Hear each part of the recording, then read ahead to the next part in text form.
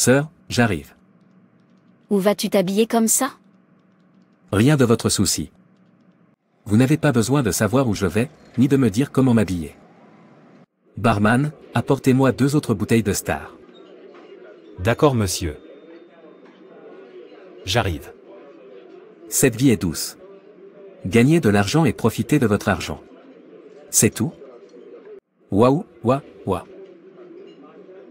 Oui, oui, oui, continuez. Je pense que je vais bien. Laissez-moi partir.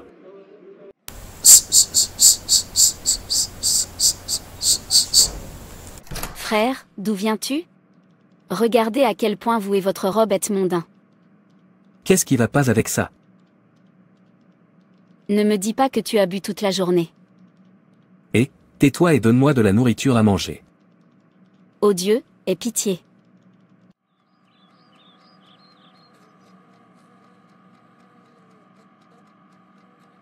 Frère, comment est la nourriture?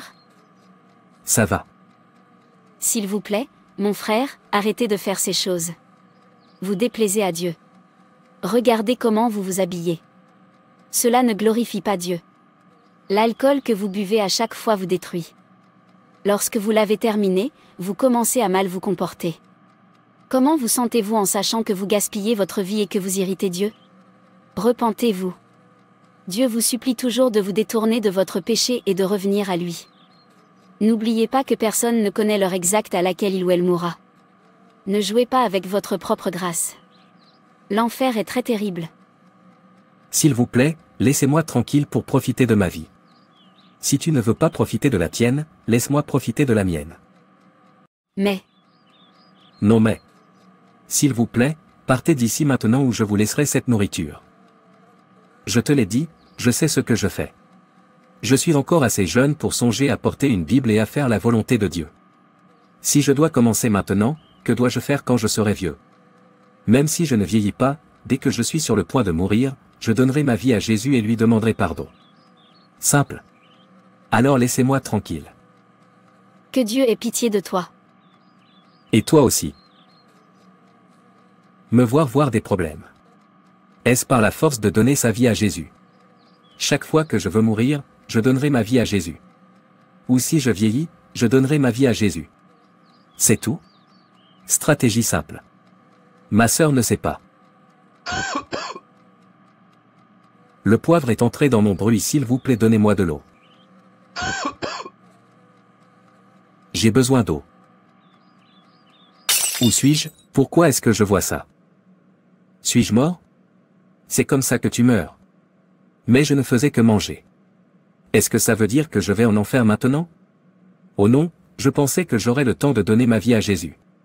Quand je suis sur le point de mourir, j'ai pensé que je donnerais ma vie à Jésus quand je serai vieux. Que vais-je répondre maintenant? Que vais-je dire à Dieu? C'est mon tour. Veuillez me renvoyer. Je suis encore trop jeune pour mourir. Non, c'est trop tard. Vous êtes prévenu, mais vous choisissez d'être catégorique. Personne ne sait quand il mourra.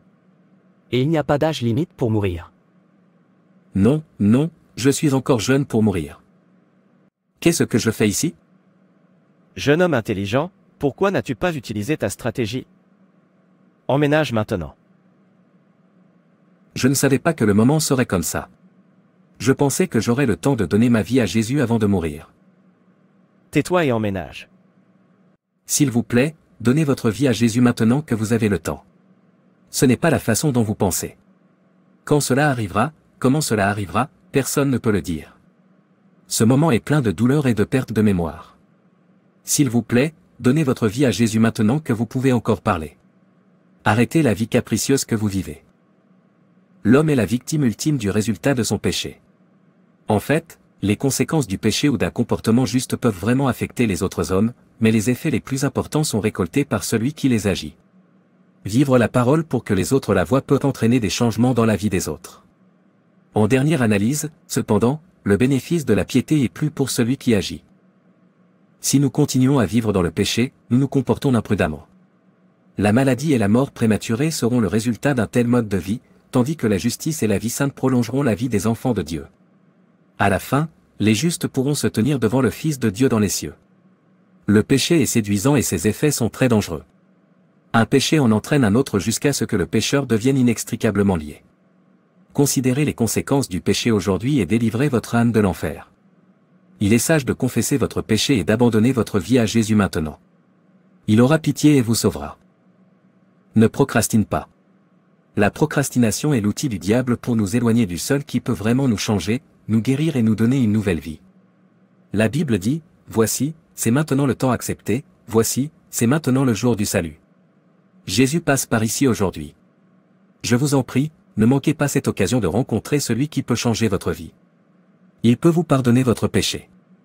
Il peut vous réconcilier avec un Dieu saint. Il peut vous donner la vie éternelle. Criez à lui avec foi. Faites-lui confiance pour vous sauver aujourd'hui.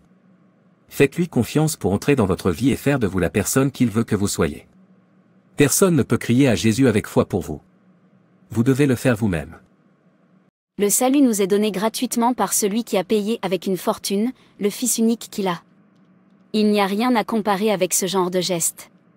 Aucun philanthrope ne peut offrir ce cadeau de salut.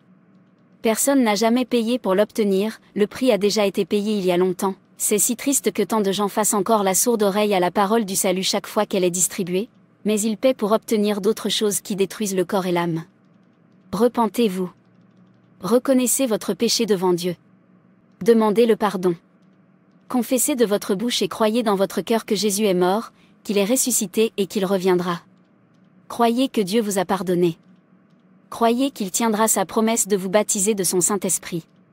Connectez-vous et grandissez avec d'autres croyants à travers une église basée sur la Bible. Poursuivez activement Dieu en priant régulièrement, en lisant sa parole et en servant son peuple. Nous devons tous faire quelques changements. Et ça doit être maintenant. Allez-vous crier à Jésus aujourd'hui et dire, « Seigneur, change mon attitude. Change mon tempérament. Que le Seigneur ait pitié de moi.